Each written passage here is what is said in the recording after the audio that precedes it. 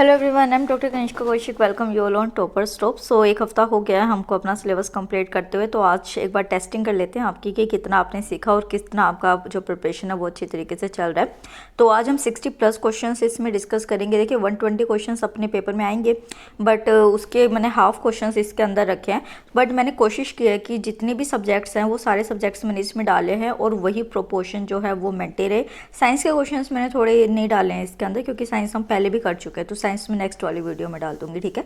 और उसी के साथ एक चीज़ मेरे को डाउट है और मुझे आपकी हेल्प चाहिए कि संडे वाले दिन जो है वो मैं आपके सामने आके फेस टू फेस कोई भी जो इंपॉर्टेंट वीडियो होती है कि मान लो इंपॉर्टेंट टॉपिक्स बता देती हूँ, करंट अफेयर वगैरह कुछ भी बताती हूँ, तो अभी हमको समझ ही नहीं आ रहा है कि कल किस कौन से जो डाउट्स आपके वो क्लियर करने चाहिए। तो आप प्लीज़ रात को 8 बजे तक जो भी आपके डाउट्स हैं आप जानना चाहते हो और आप चाहते हैं कि मैं उसके ऊपर वीडियो बनाऊं, तो प्लीज़ 8 बजे तक मेरे को वो टॉपिक सजेस्ट कर दीजिए, फिर उनसे जो को अमेलगमेट करके जो है हम एक वीडियो कल सुबह के लिए बना देंगे। तो चलिए अब हम क्वेश्चंस को शुरू करते हैं। तो शुरुआत करते हैं क्वेश्चन नंबर 1 से। द हिंदू के जो न्यूज़ क्विज होते हैं उसी में आज सुबह सुबह मैंने ट्विटर पे ये क्वेश्चन देखा और मेरे को ये क्वेश्चन सही लगा, तो मैंने आपसे ये डाल दिया है। फर्स्ट क्वेश्चन इसी से शुरू करते हैं। तो इसमें क्या है कि फाइनेंशियल एक्शन टास्क फोर्स का जो करंट प्रेसिडेंट अभी हैं उनके बारे में आपसे पूछा गया है कि वो कौन है। यहाँ पे फर्स्ट है ऑप्शन में आपके जिंग मिन लियू, सेकेंड है मार्शल बिलिंग्सले, थर्ड है मार्कस प्लेयर और फोर्थ है सेंटेगो ओटमैंडी। तो एक बार आप जो है एक वीडियो को पोज कीजिए और इसे अटेम्प्ट कीजिए। Okay done. तो यहाँ पे जो सही ऑप्शन वो है थर्ड, मार्कस प्लेयर जो है वो इनके सही ऑप्शन होता है और ये एफएटीएफ के करंट प्रेसिडेंट है। एक चीज़ और, कल वाली वीडियो में मैंने पूछा था कि कौन सी ऐसा स्टेट था जो लिंग्विस्टिक बेसिस पे सबसे पहले बना था, तो शिवानी सिंह अगेन आपने ही सबसे पहले आंसर किया। रंजीत ने भी आपके जस्ट बात किया था बट आप पहले ले गए थे इसको, तो शिवानी ने ये पेपर सही दिया और जो स्टूडेंट्स नहीं दे पाए थे इसका आंसर, तो उसका जो सही आंसर था वो आंध्र प्रदेश था। आंध्र प्रदेश ऐसा पहला स्टेट था जो कि लिंग्विस्टिक बेसिस पे फॉर्म हुआ था। नेक्स्ट क्वेश्चन आते हैं यहाँ पे आपसे पूछा गया कि कौन सी स्पेस एजेंसी ऐसी है जिसने कि फर्स्ट ऑल सिविलियन मिशन जो है वो स्पेस के लिए लॉन्च किया है। तो A is here NASA, B is SpaceX, C is JAXA and D is ISRO. तो एक बार वीडियो को पोज कीजिए और इसे अटेम्प्ट कीजिए। Okay done. तो यहाँ पे स्पेस एक्स जो है वो सही आंसर है, जिसने कि all civilian mission to space जो है उसको लॉन्च किया है, अनाउंस किया है।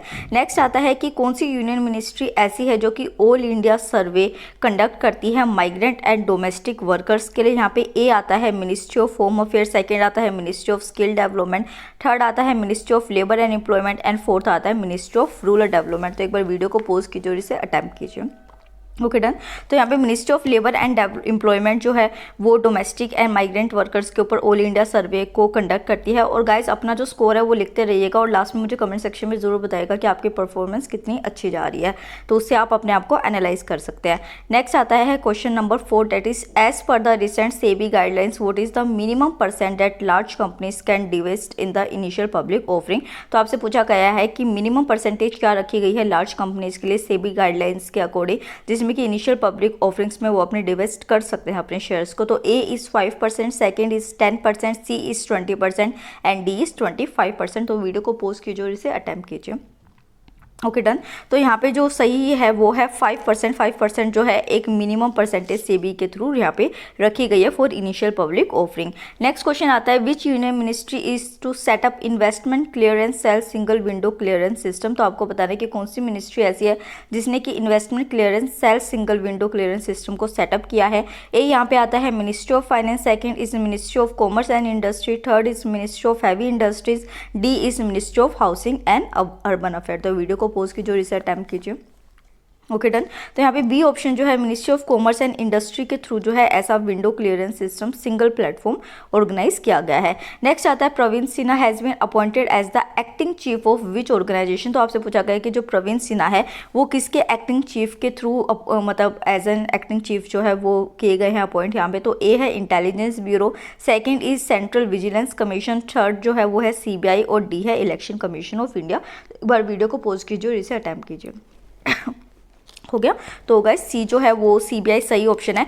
सीबीआई आपको पता होगा 2020 में कितना ज़्यादा न्यूज़ के अंदर थी, ये सुशांत सिंह राजपूत का केस हुआ था और उसी के साथ जो था ये आई थिंक एक जो यूपी में हाथरस वाला केस हुआ था, तो उस टाइम भी जो है ये सीबीआई बहुत ज़्यादा न्यूज़ के अंदर थी, तो पूरे साल जो है वो रही है न्यूज़ के अंदर। इस वजह से सीबीआई का जो चीफ है उनके नाम आपको याद होने चाहिए। Next is which global digital payment company has announce to shut down its payment operation in India. तो कौन सा डिजिटल पेमेंट कंपनी है जो ग्लोबल लेवल की है और वो अब अपने पेमेंट ऑपरेशन को इंडिया में बंद कर देंगे, उनका नाम आपको बताना है। फर्स्ट है पेपैल, सेकंड है कैपिटल वन, थर्ड है अमेरिकन एक्सप्रेस एंड डी है एरोपे। तो वीडियो को पॉज कीजिए, इसे अटेम्प्ट कीजिए। Okay done. तो पेपैल जो है उसने ग्लोबल डिजिटल पेमेंट सिस्टम है जिसने कि अब ऑपरेशन सिस्टम इंडिया के अंदर शट डाउन करने का डिसाइड कर लिया है। नेक्स्ट आता है which state government launch a digital platform called knowledge mission to promote employment and skilling. तो एम्प्लॉयमेंट प्रोवाइड करने के लिए और स्किल्स प्रोवाइड करने के लिए नॉलेज मिशन जो डिजिटल प्लेटफॉर्म है वो कौन से स्टेट ने लॉन्च किया है, ये आपको यहाँ पे बताना है। Okay done. तो यहाँ पे केरला जो है उसने नॉलेज मिशन को लॉन्च किया है ताकि एम्प्लॉयमेंट और स्किल्स जो हैं वो जितने भी वर्कफोर्स के कैंडिडेट्स हैं उनको प्रोवाइड की जा सके। नेक्स्ट क्वेश्चन जो है बहुत ज़्यादा सिंपल क्वेश्चन है। तो द इंडियन टॉय फेयर जो है वो किस ईयर में लॉन्च किया गया है? A is 2018, B is 2019, C is 2020 and D is 2021। तो एक बार वीडियो को पॉज कीजिए और इसे अटेम्प्ट कीजिए। Okay done. तो आज ही के दिन अभी जो आप ये वीडियो को देख रहे हैं, आज सुबह 11 बजे जो है प्रधानमंत्री नरेंद्र मोदी ने आत्मनिर्भर भारत के अंदर जो है वोकल फॉर लोकल के अंडर जो है 2021 के अंदर India toy fair first virtual fair है ये, इसको लॉन्च किया है। नेक्स्ट आता है which Indian origin banker has been appointed as the executive secretary of the UN capital development fund. तो इंडियन ओरिजिन की ये बैंकर हैं जिनको कि एग्जीक्यूटिव सेक्रेटरी बनाया गया है यूएन कैपिटल डेवलपमेंट फंड का। आपको इनका नाम बताना है। ए है Preeti Sinha, B is Devan Nair, C is Kamala Harris and D is Praniti Varma. तो वीडियो को पॉज कीजिए और एक बार इसे अटेम्प्ट कीजिए। Okay done. तो यहाँ पे जो सही ऑप्शन है वो है प्रीति सिन्हा जो है एग्जीक्यूटिव सेक्रेटरी बनी है यूएन कैपिटल डेवलपमेंट फंड की। नेक्स्ट क्वेश्चन आता है आपका इंडस्ट्रियल रिलेशन से रिलेटेड। इसमें पूछा गया है कि the factor which does not include the substance of sound industrial relation policy at macro level is. तो आपसे पूछा गया है कि मैक्रो लेवल पे ऐसा कौन सा फैक्टर इसमें है जो कि इंक्लूड नहीं होता इंडस्ट्रियल रिलेशन पॉलिसी के अंदर, तो वो आपको बताना है यहाँ पे। Okay done. तो यहाँ पे स्ट्रक्चर ऑफ इकोनॉमी एंड जो लेबर मार्केट होता है वो फैक्टर नहीं होता जिसको कि इंडस्ट्रियल रिलेशंस के अंदर मैक्रो लेवल पे इंक्लूड किया जाता है। नेक्स्ट आता है आपका the employ state insurance act was enacted the basis of which committee report. तो आपसे पूछा गया है कि एम्प्लॉय स्टेट इंश्योरेंस एक्ट जो थी वो किस कमेटी के रिपोर्ट के बेसिस पे बाद में इनेक्ट की गई थी? फर्स्ट है BR अम्बेडकर कमेटी, सेकेंड है BP अदरकर कमेटी, सी है royal commission on labour and D is labour investigation committee. तो एक बार वीडियो को पॉज कीजिए और इसे अटेम्प्ट कीजिए। Okay done. तो BP अदरकर कमेटी जो थी उन्होंने जो कहा था कि एम्प्लॉय स्टेट इंश्योरेंस एक्ट जो है ऐसा कुछ होना चाहिए और उसी के बाद इसको इनेक्ट भी किया गया था। नेक्स्ट क्वेश्चन आता है which are not the characteristic of grievances. तो ग्रीवेंसेस जो होते हैं मैंने कल ही ये आपको पढ़ाया है, कल नहीं परसों पढ़ाया है कि जो ग्रीवेंसेस होते हैं उनके क्या कैरेक्टरिस्टिक्स होते हैं, कितने फॉर्म्स होते हैं। तो इसमें आपको उसको आंसर देना है। देखते हैं कि आप मेरे लेक्चर्स को कितने ध्यान से सुनते हैं। तो A is factual, B is fabricated, C is discussed and D is imaginary. तो वीडियो को पॉज कीजिए और एक बार इसे अटेम्प्ट कीजिए। Okay done. तो ये जो है सही ऑप्शन है फैब्रिकेटेड, बिकॉज मैंने आपको बताया था, एक मैंने ऐसे फ्लो चार्ट आपको बताया था कि यहाँ पे फैक्चुअल, डिस्क्यूस्ड और इमेजिनरी जो थे 3 फॉर्म्स थे जिसमें कि फैब्रिकेटेड नहीं था, तो ये कैरेक्टरिस्टिक ग्रीवेंस का नहीं हुआ। नेक्स्ट क्वेश्चन आता है आपका इंडस्ट्रियल रिलेशन का ही कि इनमें से कौन सा जो है वो पेक्युलैरिटी नहीं है लेबर मार्केट की। ए जो है यहाँ पे labour market is normally local in nature, second is the number of buyer is less than the number of seller, C आता है labour is less mobile and D is workers can sell not only his own labour but also the labour of his fellow workers. तो video को pause कीजिए और एक बार इसे attempt कीजिए। Okay done. तो यहाँ पे जो डी ऑप्शन है वो जो है ये गलत करेक्टरिस्टिक दे रखा है इसका लेबर मार्केट का, कि इसमें कहा गया है कि वर्कर जो है वो सिर्फ अपना ही लेबर नहीं दूसरे का लेबर भी बेच सकते हैं, तो ऐसा नहीं होता है। तो ये ऑप्शन आपका सही हो जाता है। नेक्स्ट आता है the amount sufficient to enable a worker to live in reasonable comfort having regard to all obligation to which an average worker would ordinary be subject to. तो आपसे पूछा गया है कि ऐसा कौन सा अमाउंट होता है जिसमें कि एक वर्कर अपनी रीजनेबल कंफर्ट में रह सकता है, अपनी जितनी भी ऑब्लिगेशंस होते हैं उनको फिलफिल कर सकता है। तो ए है यहाँ पे मिनिमम वेजेस, सेकंड आता है फेयर वेजेस, थर्ड है लिविंग वेज और डी इज नॉमिनल वेज। तो एक बार वीडियो को पॉज कीजिए और इसे अटेम्प्ट कीजिए। Okay done. तो यहाँ पे जो सही ऑप्शन वो है डी है, नॉमिनल वेजेस जो होते हैं वो ऐसी वेज होते हैं जिससे कि एक जो नॉमिनली आ गया ना, मतलब नाम की है, तो उससे जो है एक रीजनेबल कंफर्ट जो है वर्कर अपना जी सकता है। नेक्स्ट जो है वो कंप्यूटर से रिलेटेड आपका क्वेश्चन आ जाता है और इसमें आपसे पूछा गया है कि डैश जो है एक ऐसा सॉफ्टवेयर है जो कि वेब पेजेस को व्यू करने के लिए, दिखाने के लिए यूज़ में आता है। तो ए है site, B is host, C is link and D is browser. तो वीडियो को पॉज कीजिए, से अटेम्प्ट कीजिए। Okay done. तो ब्राउज़र जो होता है वो एक सॉफ्टवेयर प्रोग्राम होता है जो कि वेब पेजेस को दिखाने के लिए काम आता है। आप ब्राउज करते हैं ना चीज़ों को गूगल पे, तो ब्राउज़र हो गया आपका। नेक्स्ट आता है वेयर इज़ रैम लोकेटेड। ये भी मैं पढ़ा चुकी हूँ अपने कंप्यूटर की वीडियोस में। कई स्टूडेंट्स कह रहे हैं कि प्लेलिस्ट नहीं मिलती। यार आप प्लेलिस्ट के ऑप्शन में जाओ, नीचे तक जाओ, सारी प्लेलिस्ट है। वो 1 मिनट तो लगेगा ना आपको ढूंढने में, ऐसे नहीं होगा कि स्टार्टिंग की 2-3 में है, बहुत सारी प्लेलिस्ट है उसमें, आई थिंक 10-15 प्लेलिस्ट है। तो आप एक बार नीचे तक जाओ, आपको सारी प्लेलिस्ट मिलेंगे। तो यहाँ पे रैम जो है वो बताना है आपको कि कहाँ पे लोकेट है। A is motherboard, B is expansion board, C is external drive and D is none. तो एक बार इसे अटेम्प्ट कीजिए। Okay done. तो यहाँ पे मदरबोर्ड जो है उसके अंदर जो है रैम लोकेटेड होता है। रैम की फुल फॉर्म क्या होती है आपकी? रैंडम एक्सेस मेमोरी, जिसके और रोम और रैम के ऊपर मैंने पूरा डिफरेंस भी आपको अच्छे से समझा रखा है। नेक्स्ट आता है क्वेश्चन आपका कि who succeeded Ghulam Nabi Azad as the leader of opposition in Rajya Sabha. Leader of opposition का जो क्वेश्चन था वो 2018 के सिविल सर्विसेज में आया था, तो मे भी हो सकता है कि अभी चेंज हुए तो उनका नाम आपसे पूछा जा सकता है। और ये ऑप्शन क्वेश्चन जो है ये आपको कहाँ बताना है? कमेंट सेक्शन में बताना है कि कौन से जो है गुलाम नबी आज़ाद के बाद लीडर ऑफ ओपोजिशन राज्यसभा के अंदर बने हैं अभी। नेक्स्ट क्वेश्चन जो है वो आपका अकाउंटिंग का आ जाता है और इसमें आपसे पूछा गया है कि इसमें से कौन सी ऐसी चीज़ है जो कि अकाउंटिंग को डिस्क्राइब नहीं करती है। फर्स्ट है यहाँ पे लैंग्वेज ऑफ बिजनेस, सेकंड आता है useful for decision making, third आता है it is an end rather than a mean to and D is used by business, government, non profit organisation and individual. तो एक बार वीडियो को pause कीजिए और इसे अटेम्प्ट कीजिए। Okay done. तो देखिए अकाउंटिंग के अंदर ये डिस्क्राइब नहीं किया जाता कि ये एक एंड है rather than a mean to end, तो इस वजह से ये वाला जो ऑप्शन है ये आपका सही हो जाएगा।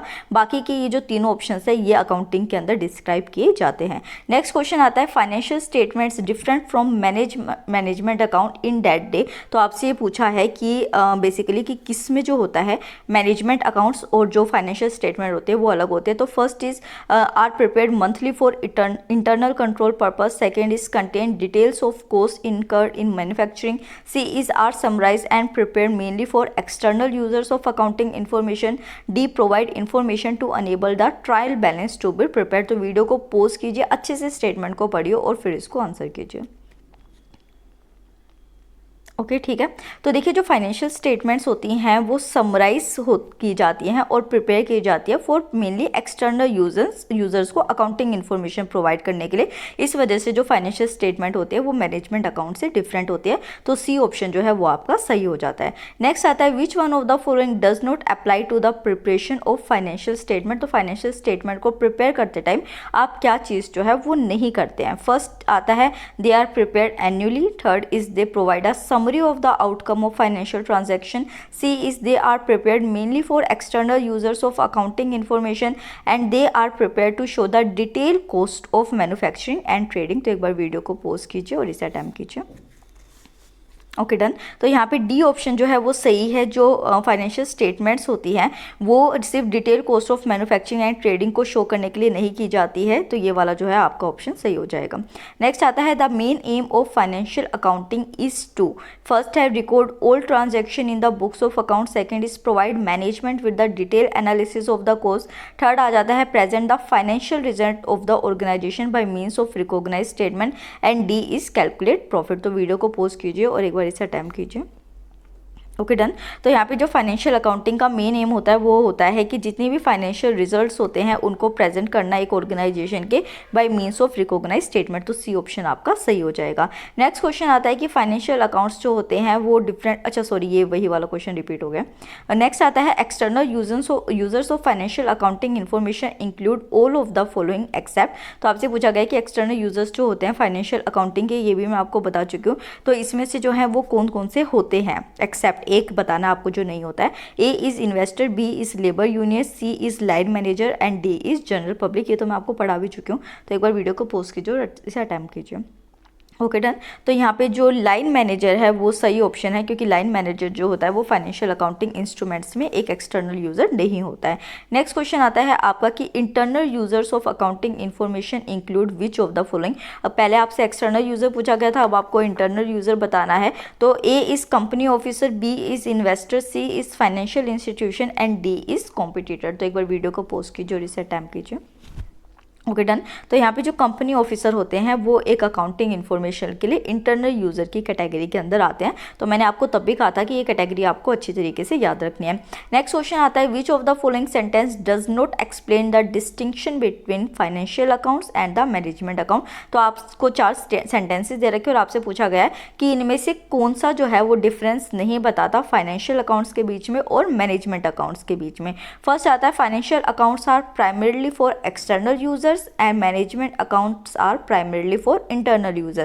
Second statement आपकी आती है financial accounts are normally produced annually and management accounts are normally produced monthly. Third statement is financial accounts are audited by an external auditor and management accounts do not normally have an external auditor.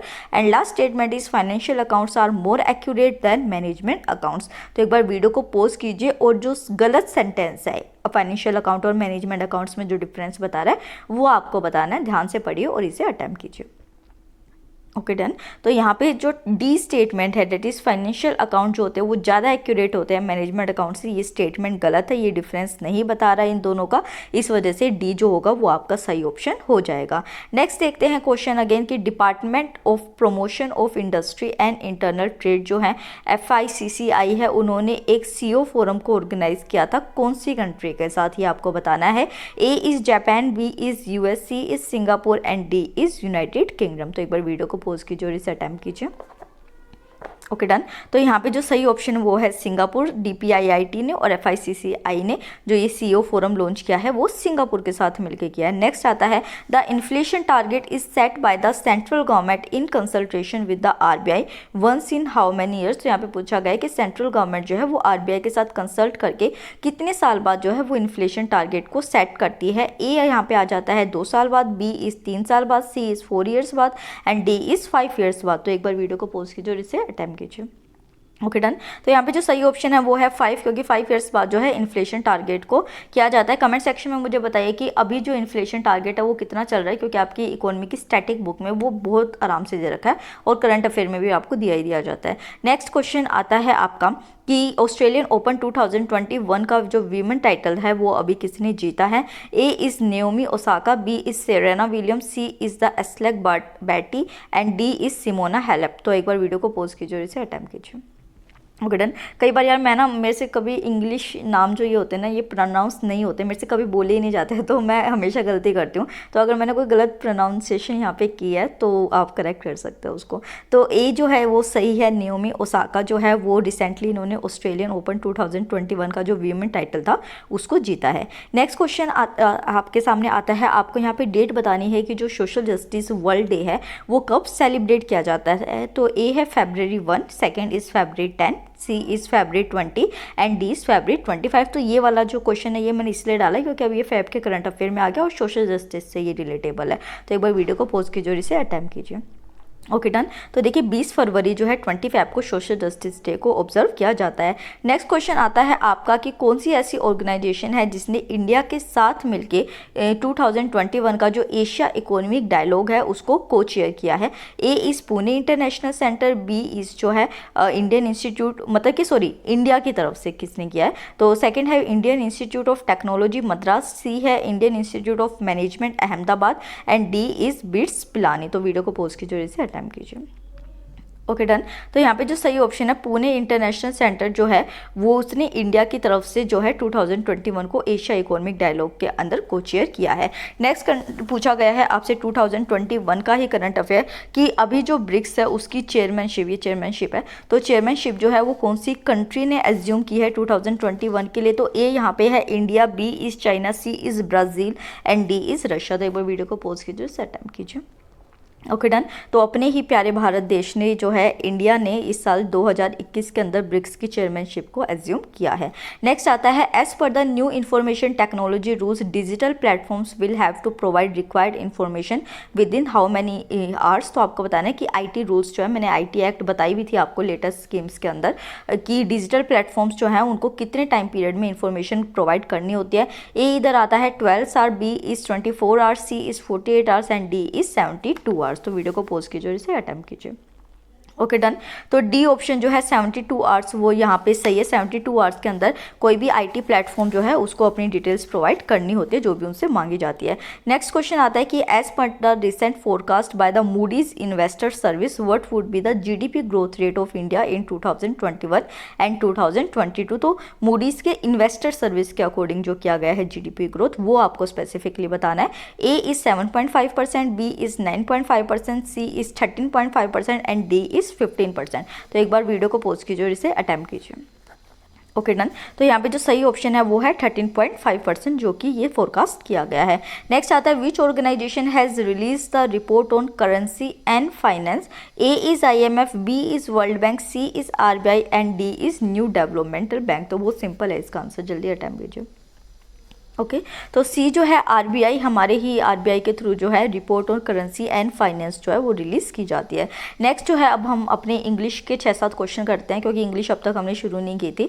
तो first यहाँ पे आपको statement को correct करना है। तो यहाँ पे जो आपको पहले देखना है कि इनकरेक्ट क्या है और फिर उसकी जगह करेक्ट क्या आएगा, ठीक है। ये दोनों ही चीज़ें आपको डिस्टिंग्विश करनी है, मैं नहीं बताऊँगी। तो फर्स्ट है यहाँ पे, the small child does what ever his father was done. तो यहाँ पे देखिए कि क्या जो है वो गलत है और क्या आप उसकी जगह सही कर सकते हैं। तो ए ऑप्शन है has done, B is did, C is does and D had done. तो एक बार वीडियो को पॉज कीजिए, ढंग से पढ़िए स्टेटमेंट को, ऑप्शन को ढंग से पढ़िए और फिर इसे अटेम्प्ट कीजिए। Okay done. तो यहाँ पे जो डी ऑप्शन है, ये जो वॉज डन है इसकी जगह क्या आएगा, हैड डन आएगा। तो ये वाला जो है ऑप्शन डी सही हो जाएगा और ये वॉज डन जो है ये यहाँ पे गलत है। नेक्स्ट आता है आपका क्वेश्चन, ये भी स्टेटमेंट आपको करेक्ट करनी है कि you need not come unless you want to. A statement है यहाँ पे कि क्या सही होगी, कि you don't need to come unless you want to. B आएगी you come only when you want to. C आएगी you come unless you don't want to and D is you need not come until you don't want to। तो एक बार video को pause कीजिए और इसे attempt कीजिए। Okay done. तो यहाँ पे जो ए ऑप्शन है वो सही है। सही स्टेटमेंट जो होगी वो नीड नोट नहीं आएगी, ये डोंट नीड होगा, to come unless you want to. तो ये स्टेटमेंट आपकी सही हो गई। नेक्स्ट आता है, there are not many man who are so famous that they are frequently referred to by their short names only. तो यहाँ पे जो आपको बताना है कि ये शॉर्ट नेम्स जो है इसकी जगह सही क्या होगा। A is initials, B is signature, C is pictures and D is middle name. तो एक बार वीडियो को पॉज कीजिए, इसे अटेम्प्ट कीजिए। Okay done. तो यहाँ पे देखिए, आप जो है इनिशियल्स बताते हैं ना किसी के, जैसे कि सिंपल सी आप अपने ही किसी फ्रेंड को, मान लीजिए कि सिद्धार्थ नाम है किसी का, तो आप उसको क्या कहेंगे, सिड कहेंगे। तो उसका इनिशियल्स जो हो गए, शॉर्ट नेम यहाँ पे नहीं आएगा, इस यहाँ पे क्या आएगा, इनिशियल्स आ जाएगा। नेक्स्ट आता है, the man to who I sold my house was a cheat. तो यहाँ पे आपको बताना है कि हु आई सोल्ड जो है, हु आई सोल्ड जो है उसकी जगह क्या आएगा। ए is to whom I sell, B is to who I sell, C is who was sold to and D is to whom I sold. तो एक बार वीडियो को पॉज कीजिए और इसे अटेम्प्ट कीजिए। Okay done. तो यहाँ पे जो डी ऑप्शन है वो सही है, टू हु आई सोल्ड की जगह आएगा टू हुम आई सोल्ड। तो ये तो एक ना सिंपल से, मतलब कि ये जो स्टेटमेंट करेक्ट वाले होते हैं ये तो हम जैसे अपना स्कूलिंग हमारी हुई होती है, कॉलेज में हम पढ़े होते हैं, तो उस टाइम में तो हमारा खुद ही हो जाता है। मतलब जो इंग्लिश मीडियम से स्टूडेंट्स होते हैं और जो थोड़े हिंदी मीडियम के स्टूडेंट्स हैं तो उसको थोड़ा सा रीड कर लीजिए, ये ईजिली आपसे हो जाएगा। नेक्स्ट आता है, I need not offer any explanation regarding this incident, my behaviour is speaking itself. तो स्पीकिंग इटसेल्फ जो है उसकी जगह आपको बताना है कि क्या होगा यहाँ पे। A is will speak to itself, B speak for itself, C is has been speaking and D is speak about itself. तो एक बार वीडियो को पॉज कीजिए और इसे अटेम्प्ट कीजिए। Okay done. तो यहाँ पे जो आएगा वो आएगा स्पीक फॉर इटसेल्फ, मतलब कि my behaviour is speak for itself, मतलब मेरा बिहेवियर खुद अपने बारे में बताएगा।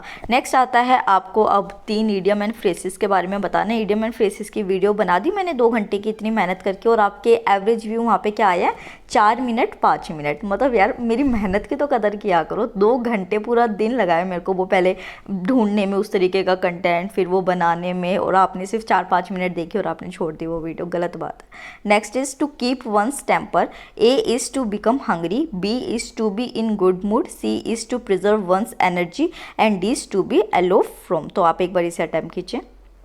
Okay done. तो देखिए टू कीप वंस टेम्पर मतलब कि टेम्पर क्या होता है कि आपको जब एकदम से गुस्सा आ जाए तो आप जब अपने गुस्से को या अपने बुरे मूड को कीप रखते हैं, मतलब कि नीचे दबा के रखते हैं, इसका मतलब क्या है कि आप गुड मूड में हैं। तो इसका मतलब क्या हो गया, बी का to be in good mood. Next आता है टू कैच अ टार्टर, तो इसका मतलब क्या हो गया, A to trap wanted criminal with great difficulty, to catch a dangerous person, to meet with disaster and D is to deal with person who is more than one's match. तो एक बार video को pause कीजिए, इसे attempt कीजिए। तो देखिए tartar जो है, टू कैच अ टार्टर का क्या मतलब होता है कि जब हम किसी एक डेंजरस पर्सन को पकड़ते हैं, कैच करते हैं, तो वो आपका बी हो जाएगा, to catch a dangerous person. Next जो है, ये तो मैंने भी अगर वो वीडियो देखी थी 4-5 मिनट के बीच में ही ये एक्स टू ग्राइंड आ गया था। तो to have an axe to grind जो है इस इडियम का आपको बताना है, A a private and to serve, B to fail to arouse interest, C is to have no result and D to work for both sides. तो एक बार वीडियो को पॉज कीजिए और इसे अटेम्प्ट कीजिए। Okay done. तो एन एक्स टू ग्राइंड का क्या मतलब होता है कि कोई चीज़ जो शुरू हो रही है और वो मतलब डिस्प्यूट की तरफ जा रही है, तो आप क्या करते हैं, उसके ऊपर एक एंड लगा देते हैं और पीस को मेंटेन कर देते हैं। तो an private and to serve जो होगा वो एन एक्स टू ग्राइंड हो जाएगा। तो इंग्लिश का क्वेश्चन देख ली गाइस। एक चीज़ और मेरी कमी है ये कि मेरे से रीजनिंग में फिर भी कर लेती हूँ, मैथ्स मेरे से नहीं होता है बिल्कुल भी।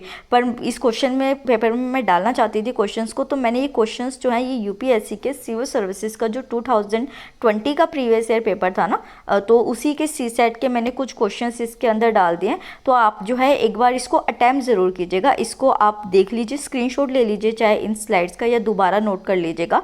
तो इसको आप ज़रूर अटैम्प्ट कीजिएगा। एक ये 3 क्वेश्चंस हैं आपके सामने, फिर जो है ये 2 क्वेश्चंस आ गए आपके सामने, इनको भी देख लीजिएगा, इनको सॉल्व ज़रूर कीजिएगा क्योंकि चांसेस है कि अगर उसमें आए तो इसमें भी पूछ ले।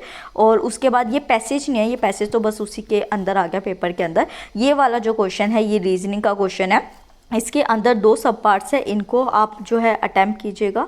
और उसी के साथ ये जो क्वेश्चंस है आपके रीजनिंग के और मैथ्स के क्वेश्चन है, ये 2 रीजनिंग के, ये 2 मैथ्स के हैं, तो ये 4 क्वेश्चंस भी कर लीजिएगा। तो ये जो टोटल 4 स्लाइड्स हैं इनको आप ज़रूर सोल्व कीजिएगा क्योंकि रीजनिंग और मैथ्स भी तो करना ही है ना, खाली जीएस करे जा रहे हैं। तो एक बार आप इनको देख लीजिएगा, पोस्ट कर लीजिएगा और अटैम्प्ट कीजिएगा। हाँ, और उसी के साथ ये पैसेज मत देखिएगा, ये वाले जो क्वेश्चन है 34, 35 और जो 36 है ये मैथ्स के रिलेटेड क्वेश्चन है, तो इनको भी आप एक बार सोल्व कर लीजिएगा। सो नेक्स्ट जो है, अब हमारा लास्ट पोर्शन शुरू होता है हिस्ट्री और पॉलिटी से। तो इसमें आपसे पूछा गया है कि कौन से ऐसे बंगाली राइटर थे जिन्होंने ये कहा था कि हमें हिंदी को इंडिया की नेशनल लैंग्वेज के उससे अडोप्ट करना चाहिए। ए है Bhudev Mukherjee, second is Dinabandhu Mitra, C is Madhusudan Dutta and D is Kali Prasanna Sinha. तो एक बार वीडियो को पोस्ट कीजिए और इसे अटेम्प्ट कीजिए। Okay done. तो भूदेव मुखर्जी जो थे वो एक ऐसे बंगाली राइटर थे जिन्होंने कहा था कि इंडिया की एक नेशनल लैंग्वेज होनी चाहिए और वो हिंदी होनी चाहिए। तो देखिए पर्सनैलिटी रिलेटेड क्वेश्चंस आते हैं, तो ये वाला क्वेश्चन आप इंपॉर्टेंट है। एक चीज़ और, अगर मान लीजिए मैं क्वेश्चंस कर रही हूँ, बता रही हूँ, आप कर रहे हैं और आपको नहीं आया कोई क्वेश्चन, तो ऐसा नहीं है, डीमोटिवेट मत हुई इस चीज़ से, उससे और मोटिवेशन लीजिए कि भाई अभी मेरी प्रिपरेशन अप टू मार्क नहीं है, मेरे को आगे और ज़्यादा अच्छी करनी है, तो मैं और मेहनत करता हूँ। और इसी के साथ जो पॉइंट आपका छूट जाता है ना, जैसे अगर मान लीजिए यही वाला पॉइंट आपको नहीं पता था, इन पर्सनैलिटी की नाम नहीं पता था, तो आप इसको अपने नोट्स में मेंटेन कर लीजिए, तो आपका एक और पॉइंट उससे क्लियर हो गया ना। तो इस तरीके से आप तैयारी कीजिए। नेक्स्ट आता है on which date constitution assembly of India met for the first time. बहुत सिंपल क्वेश्चन है। तो फर्स्ट आता है जून 3, 1946, सेकेंड है जून 6, 1946, सी आता है दिसंबर 9, 1946 एंड डी इज जून 12, 1946। तो एक बार वीडियो को पॉज कीजिए और इसे अटेम्प्ट कीजिए। Okay done. तो दिसंबर 9, 1946 को जो है वो फर्स्ट टाइम कॉन्स्टिट्यूएंट असेंबली जो थी हमारी वो फर्स्ट टाइम मिली थी। नेक्स्ट आता है कि नील दर्पण बुक, कल की ही मैंने जो पीजेंट्स मूवमेंट वाली, यार कल क्या हो गया था आप सबको, बस सारी गायब एकदम से, मतलब एकदम से आते हैं तो सारे पढ़ने के लिए आ जाते हैं और एक दिन ऐसा सूखा पड़ता है चैनल के ऊपर कि सभी एकदम से गायब हैं, 250 से ऊपर व्यूज़ ही नहीं आ रहे हैं। तो कल जो वो पीजेंट एंड ट्राइबल मूवमेंट वाली हिस्ट्री की वीडियो है पूरी डिटेल में बताइए, उसको देख लीजिए। उसी के अंदर मैंने कल ये क्वेश्चन पूछा भी था, बहुत सारे स्टूडेंट जो थे, रंजीत जो थे, उन्होंने सबसे पहले इसका सही आंसर दिया था कि जो नील दर्पण बुक थी वो किसने लिखी थी। बट जिन स्टूडेंट्स ने वो वीडियो नहीं देखी उनके लिए क्वेश्चन है कि ए जो है ये बंकिम चंद्र चटर्जी ने लिखी थी, सेकंड जो है वो रविंद्रनाथ टैगोर ने लिखा था, सी जो है वो दीनबंधु मित्रा ने और D none of the above. तो एक बार इसे अटेम्प्ट कीजिए। Okay done. तो जो दीन बंधु मित्र हैं उनके थ्रू जो थे नील दर्पण बुक लिखी गई थी। कब लिखी गई थी? जब इंडिगो रेवोल्यूशन हुआ, सॉरी इंडिगो रिवोल्ट किया गया था पीजेंट्स के थ्रू, उस टाइम दीन बंधु मित्र ने इसको लिखा था। नेक्स्ट आता है इंडियन नेशनल कांग्रेस जब फॉर्म हुई थी 1885 में, तो उस टाइम जो है वो कौन से लीडर थे, मतलब कि ब्रिटेन की तरफ से जो है वो कौन थे वहाँ पे वाइसरॉय थे? ए इज है Lord Canning, B is Lord Dufferin, C is Lord Curzon and D is Lord Bentinck. तो एक बार इसको अटेम्प्ट कीजिए। Okay done.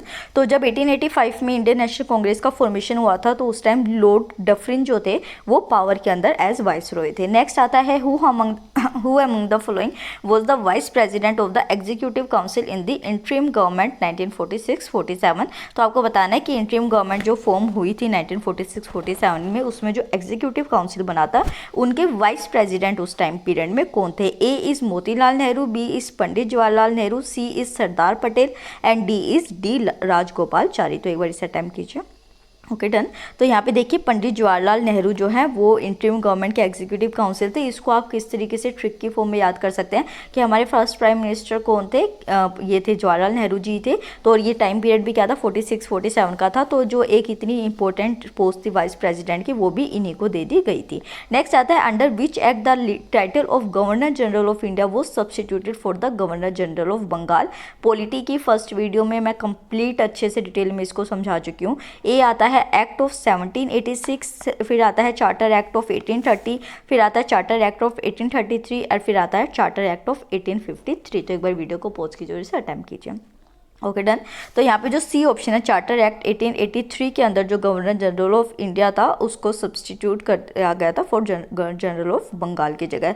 नेक्स्ट आता है before Mahatma Gandhi who among the following had devise the doctrine of passive resistance by leading a no rent campaign the form of non payment of the taxes as it would breach the legal obligation and will be a direct defence of the administrative authority. तो आपसे ये पूछा गया है कि देखिए मैं ऐसा महात्मा गांधी जी के अगेंस्ट कोई स्टेटमेंट नहीं कर रही हूँ यहाँ पे, बट मैं यही कह रही हूँ, सिंपल सी बात है, मैंने आपको अपने वीडियोस में भी बताई थी कि गांधी जी की जो आइडियोलॉजी थी ना, Gandhi ji was a good leader, he is a good communicator, मतलब he was a good communicator, क्योंकि वो अपनी बात को इस तरीके से बताते थे कि लोगों को समझ आ जाती थी। पर जो गांधी जी की आइडियोलॉजी थी, जो जो पॉइंट्स उन्होंने बोले थे ना कि भाई बाइकआउट कर दो, नॉन कोऑपरेट करो, टैक्स मत दो, सिविल डिसोबीडियंस करो, पहले के हमारे लीडर वो बातें कह चुके थे पर उनकी किसी ने सुनी नहीं। गांधी जी की उन्होंने सुन ली तो गांधी जी फिर राष्ट्रपिता बन गए हमारे। तो यहाँ पे यही पूछा गया है कि गांधी जी से पहले जो है डॉक्ट्राइन ऑफ पैसिव रेजिस्टेंस जो नॉन रेंट कैंपेन था, ये मैंने personality related history personality in news जो है उस वीडियो के अंदर कवर कर रखा है। तो वो किसने शुरू किया था? ए यहाँ पे आता है बाल गंगाधर तिलक, बी आता है श्री औरबिंदो, सी आता है यहाँ पे लाला लाजपत राय और डी आता है दादा भाई नौरोजी। तो एक बार वीडियो को पॉज कीजिए और इसे अटेम्प्ट कीजिए।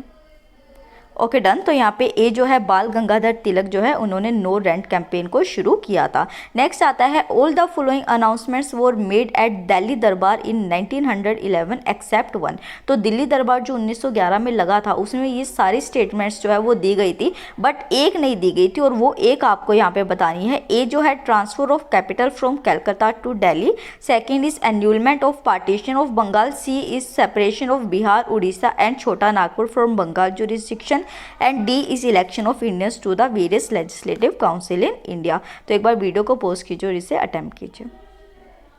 Okay done.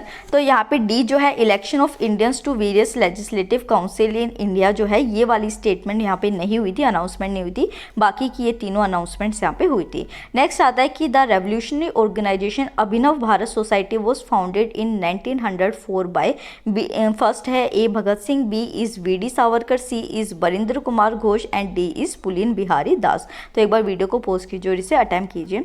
ये जो पर्सनैलिटी थी ये कल ही न्यूज़ के अंदर थी, ट्रेंड भी हो रही थी। Okay done. तो वी डी सावरकर जो हैं कल वो ट्रेंड में भी थे। तो अभिनव भारत जो था 1904 में इन्होंने ही ऑर्गेनाइजेशन सेटअप की थी। नेक्स्ट आता है which of the following is not a correct statement with respect to freedom of speech and expression in India.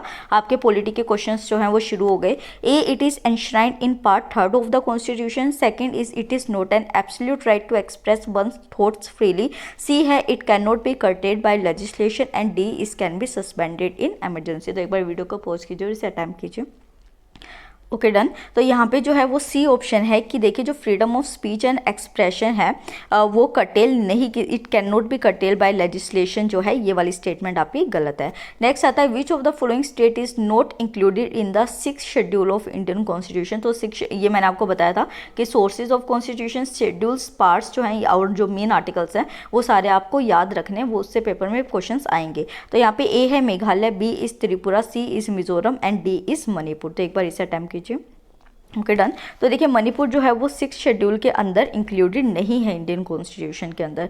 Next question आता है the chairman of the committee on public accounts is nominated by which among the following. तो आपसे पूछा गया है कि जो chairman होते हैं कमिटी ऑन पब्लिक अकाउंट्स के, वो किसके थ्रू नॉमिनेट किए जाते हैं। ए यहाँ पे आ जाता है president, B is Lok Sabha speaker, C is Lok Sabha secretary, D is cabinet committee on parliamentary affair. तो एक बार वीडियो को पॉज कीजिए और अटेम्प्ट कीजिए। Okay done. तो लोकसभा स्पीकर जो है उनके थ्रू जो है ये कमेटी ऑन पब्लिक अकाउंट्स के जो चेयरमैन होते हैं वो नॉमिनेट किए जाते हैं। एक क्वेश्चन आपके लिए कि अगर मान लीजिए कि एक कोई कमेटी है, उसके अंदर एक लोकसभा का एक इतना इंपॉर्टेंट पर्सन है जो हमारे स्पीकर है, उनके जस्ट बाद वो आते हैं, अगर वो किसी कमेटी के मेंबर होते हैं तो वो उस कमेटी के ऑलरेडी मतलब कि अपने आप ही ऑटोमेटिकली क्या बन जाते हैं, ये आपको बताना है। एक हिंट दे देती हूँ इसमें कि जो हमारे ये होते हैं वाइस लोकसभा के वाइस स्पीकर होते हैं हमारे, सॉरी डिप्टी स्पीकर जो होते हैं लोकसभा के, अगर वो किसी मेंबर ऑफ किसी भी कमेटी के मेंबर बनते हैं तो वो ऑटोमेटिकली उस कमेटी के क्या बन जाते हैं, ये आपको मुझे बताना है कमेंट सेक्शन में। नेक्स्ट आता है which among the following provision of Indian constitution have been taken from the Weimar constitution of Germany. तो जर्मनी से जो है वो कौन सा एक फीचर जो था वो लिया गया था। ये यहाँ पे है emergency and its effects on fundamental rights, B the concurrent list, C is constitutional amendment and D is preamble. तो एक बार वीडियो को पॉज कीजिए, इससे अटेम्प्ट कीजिए। Okay done. तो वही है sources of constitution, most important topic. तो इमरजेंसी का जो प्रोविजन था वो हमने जर्मनी से लिया था। नेक्स्ट आता है जेवीपी कमेटी। ये अभी 2020 के सिविल सर्विसेज एग्जाम में आया था क्वेश्चन कि जेवीपी कमेटी जो है वो 1948-49 में जो बनाई गई थी वो किससे रिलेटेड थी। A is industrialisation of India, B is formation of new states on linguistic basis, C is national language of India, D is reservation of SC and ST। तो एक बार इसे टाइम कीजिए। Okay done. तो यहाँ पे जो है formation of states on linguistic basis जो है उसके लिए जेवीपी कमेटी को बनाया गया था। नेक्स्ट आता है what is the number of items in 12th schedule added by 74 amendment of constitution. तो जो 12th शेड्यूल ऐड किया गया था उसके अंदर कितने सारे जो टॉपिक्स हैं या फिर जो आइटम्स हैं उनके अंदर इंक्लूड किए गए हैं। A is 11, B is 16, C is 18 and D is 20। तो एक बार इसे अटेम्प्ट कीजिए। Okay done. तो यहाँ पे जो सही है वो है 18 जो है टोटल 74th अमेंडमेंट एक्ट के थ्रू 12th शेड्यूल के अंदर आइटम्स ऐड किए गए हैं। नेक्स्ट आता है at which among the following items vote on account is pass by Lok Sabha. तो मतलब कि किसके मतलब सॉरी आइटम कह रही हूँ, टाइम जो है मतलब कौन सा ऐसा टाइम होता है जिसमें कि वोट ऑन अकाउंट जो है वो लोकसभा के थ्रू पास किया जाता है। First before general discussion on budget, second after general discussion is over and before discussion on demand for grants, C is after discussion on demand for grants and before passing the appropriation bill and D is after passing the appropriation bill. तो एक बार इसे attempt कीजिए, important है, ध्यान से पढ़िएगा। Okay done. तो यहाँ पे देखिए बी ऑप्शन जो है जब जनरल डिस्कशन हो चुका होता है but discussion demand for grants होना होता है उससे पहले जो है यहाँ पे वोट ऑन अकाउंट लोकसभा के थ्रू पास की जाती है। गाइस पार्लियामेंट चैप्टर जो है ना वो बहुत इंपॉर्टेंट है तो उसका आप कुछ भी स्किप नहीं करेंगे। नेक्स्ट आता है इंडियन काउंसिल एक्ट जो 1999 की आई थी उसमें एक मेजर चेंज किया गया था ब्रिटिश जो एजेंडा था डिवाइड एंड रूल का उसको प्रोपेगेट करने के लिए। तो वो क्या था। A is decentralisation of power, B is introduction of separate electorate, C is increase in size of legislative council and D is retention of official majority in central legislative council। तो एक बार वीडियो को pause कीजिए और इसे attempt कीजिए। Okay done. तो यहाँ पे पता है ना कि मोडले मिंटो रिफॉर्म्स आए थे 1909 के अंदर जिसमें कि हम जो मोडले था उनको क्या कहा गया था, फादर ऑफ कम्युनल इलेक्टोरेट भी कहा गया था। तो इंट्रोडक्शन ऑफ सेपरेट इलेक्टोरेट्स हुए थे किसके लिए, मुस्लिम्स के लिए यहाँ पे हुए थे 1909 के लिए, जिससे कि हिंदू एंड मुस्लिम्स के बीच में डिवाइड एंड रूल को शुरू कर दिया गया था। 2 क्वेश्चन बचे हैं तो अब तक अगर वीडियो को देख रहे हो और वीडियो को लाइक नहीं किया तो लाइक ज़रूर कीजिए, चैनल को सब्सक्राइब कीजिए और यार वीडियो देखा करो, इंपॉर्टेंट ही डालती हूँ मैं सारी। Next is which act created a new office of the High Commissioner for India in London and transfers to him some of the functions performed by the Secretary of the State of India. तो A is Indian council act 1909 के अंदर ये हुआ था, second government of India act 1919 में, फिर आया था GOI एक्ट 1935 में, या फिर इंडिया इंडिपेंडेंस एक्ट 1947 में। तो इसको अटेम्प्ट कीजिए। Okay done.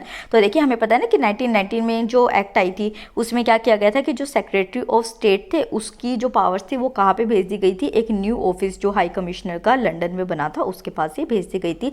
Last question of today, उसके बाद स्कोर जरूर मेरे को कमेंट सेक्शन में अपना बताइएगा कि इंडिया जो है उन्होंने बर्बरी टेरिटरी जो थी वो कौन सी कंट्री को ट्रांसफ़र की थी। ये आपके पॉलिटी की लक्ष्मीकांत का क्वेश्चन है directly. A is Pakistan, B is Nepal, C is China and D is Sri Lanka. तो एक बार इसे अटेम्प्ट कीजिए। Okay done. तो यहाँ पे ए ऑप्शन जो है वो है Pakistan. I wish and I hope आपका जो स्कोर है वो अच्छा गया होगा। नहीं गया कोई बात नहीं, 2 महीने हैं अभी आपके पास, अच्छे से पढ़िए, अपनी सारी जी जान इस एग्जाम में लगा लीजिए, आपका पेपर ज़रूर क्लियर होगा। ज़्यादा से ज़्यादा प्रैक्टिस क्वेश्चंस को कीजिए, टॉपर स्टॉप की वीडियो देखिए, चैनल को सब्सक्राइब कीजिए, वीडियो को लाइक कीजिए। Thank you so much.